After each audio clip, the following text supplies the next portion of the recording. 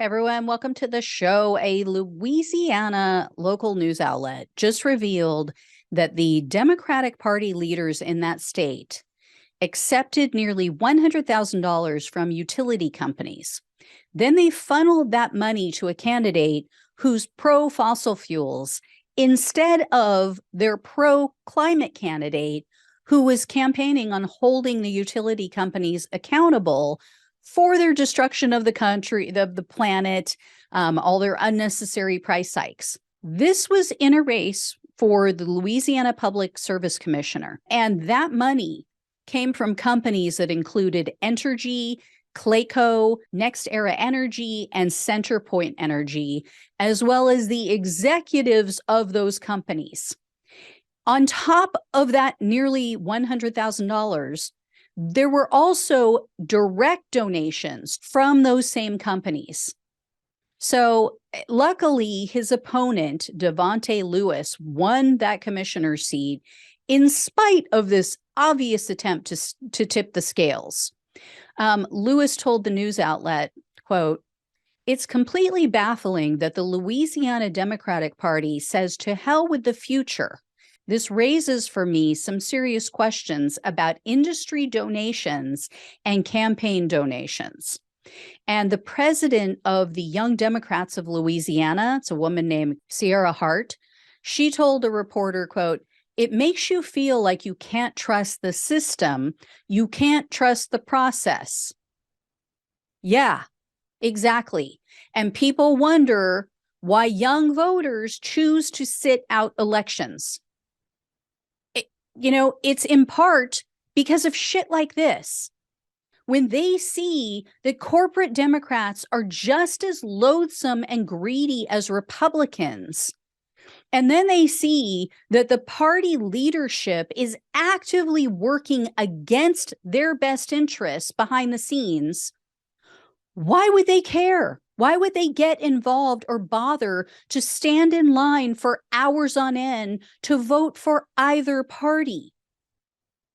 These are the people, this is the generation, the younger generations that are going to have to deal with the increased fallout of climate change. We're already seeing it now, but it's only going to get worse.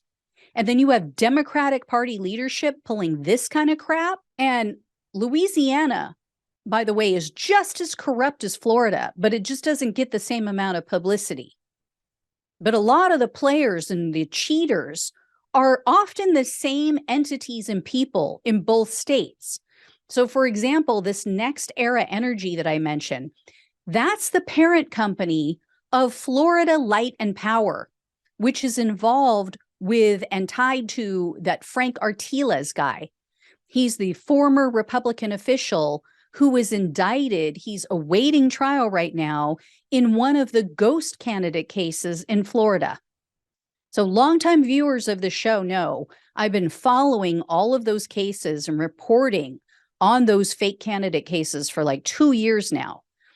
Next Era Energy, through Florida Power and Light, very well may have funneled money, may have funded the campaigns of those fake progressive candidates who helped to siphon votes away from the actual Democrat in the race.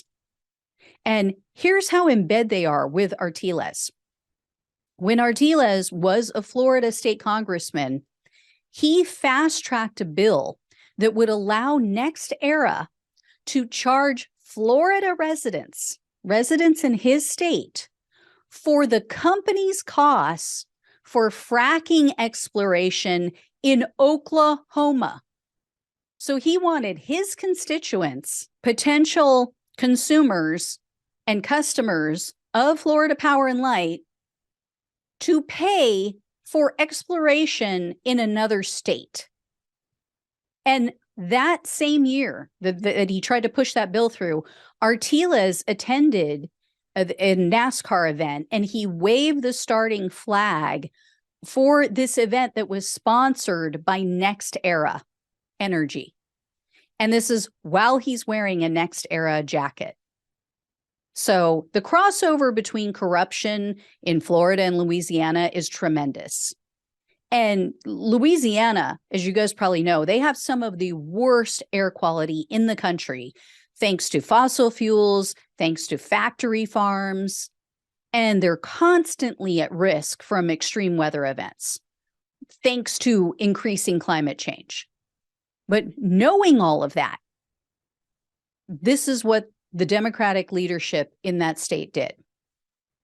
I mean, it's even more outrageous and unconscionable knowing that they know what risk the residents are under, and they would still go and accept legalized bribes known as donations to try to prop up the fossil fuel friendly candidate. So when people say to me, "Oh, why do you have a problem with, some of the Democrats, and why do you say both sides?" Yeah, because there are shitty people. There are greedy ass, horrible people in both parties who are only looking out for their pocketbook, for their bank account. Anyway, guys, if I hear any more about this, I'll let you know. Thanks so much for watching and listening. Please like, share, and subscribe. Please donate if you possibly can. Really helps to keep the show going. Become a monthly supporter. Thank you so much. Take care, and I'll talk with you soon.